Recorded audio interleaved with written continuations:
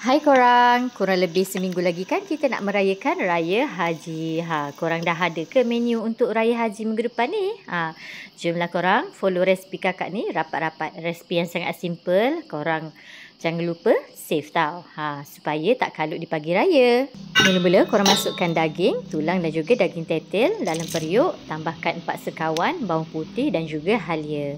Yang paling penting korang kena ada rempah sup tulang ni daripada Heza. Senang kan nak guna?